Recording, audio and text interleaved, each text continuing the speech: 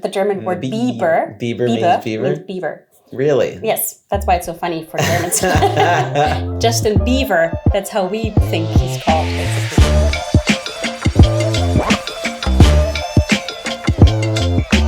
Hey everybody, we are Nick and Sue. Welcome to the show. This week we are going to have a look into user-centric or fan-powered payout systems across the streaming platforms. A lot of new things going on there. We're also going to have a look at the royalty split survey that we did a while ago, actually only 2 weeks ago. And we're also going to check out how you guys can get playlisted, and we're going to introduce you to one of our iMusician artists, Marzella, a Swiss, Irish, Italian, based all-female band. Mark my words, never again, never again. At my words, never again, never again. It is no surprise that most artists out there are not very happy with how the payout system for most digital streaming and download platforms works, because most artists just end up with tiny amounts of money when it comes to streaming and download revenue. We're talking about fractions of a penny here, and over time, they add up to a lot. Oh, okay.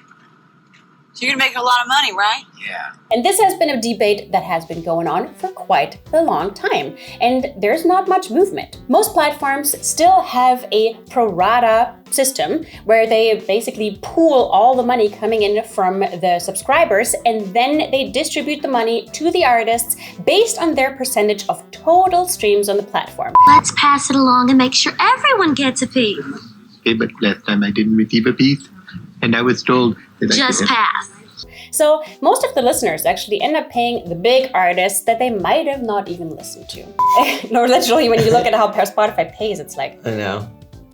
oh my God, I need 5 doctor's degrees to understand that. Case in point, this past week, a media analysis company called Media released a study in which they analyzed SoundCloud's fan-powered royalty system. And as many of us have already expected and anticipated, it had actually proved that with the user-centric or fan-powered payment systems, indie artists can actually earn way more money on streaming and download platforms. This means that with a user-centric or fan-powered payment system, artists that are in the mid to lower tier, many of whom are DIY and independent, could have the opportunity to make a sustainable living from their music. One great stat from the study is that for artists to simply double their income in a user-centric system, they only need an average of 2 to 3% of their total audience to be super fans. Fans who can contribute over 10 cents a month towards an artist. To triple their income, they only need 4 to 5% to be super fans. In other words, in the user-centric system, it pays to play to your own niche.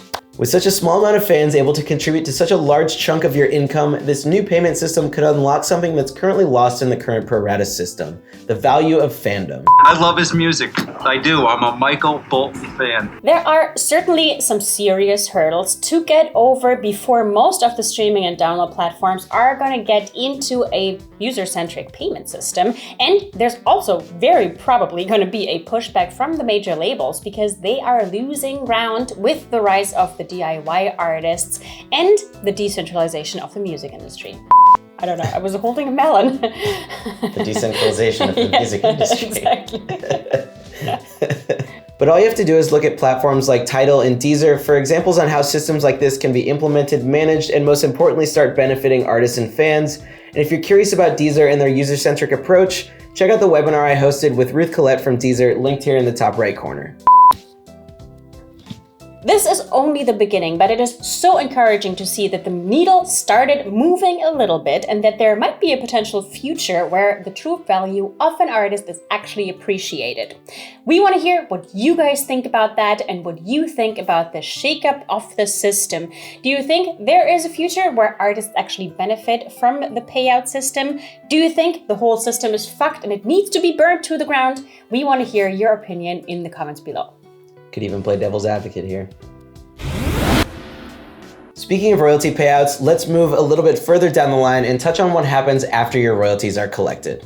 And that is when it comes to royalty splits, because a lot of artists out there collaborate with other artists and then they want to have an easy way on splitting that revenue that they generate from the streaming and download platforms.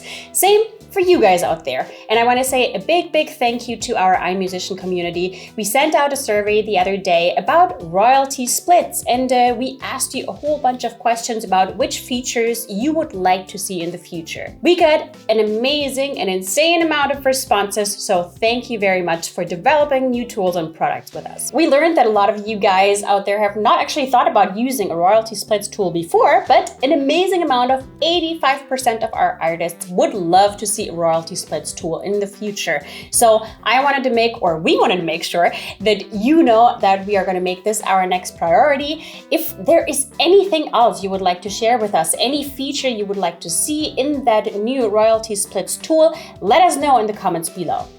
If there's one thing we hear a lot about from our community here at iMusician, it's questions about how to get playlisted. And since we're all about giving you the tools you need to succeed, we're making it easier than ever for you to pitch your music to our curation team. Want to know how? Then check out the latest video with our very own Antonio, one of our dearest colleagues. He is going to run you through the playlist submission process, and he's also going to introduce you to the playlists that we curate here at iMusician, so you can find the perfect playlist for your sound. Check out that video linked here in the top right corner, but if you already know what playlist you want to be a part of, head to the link in the description and find the link where you can submit.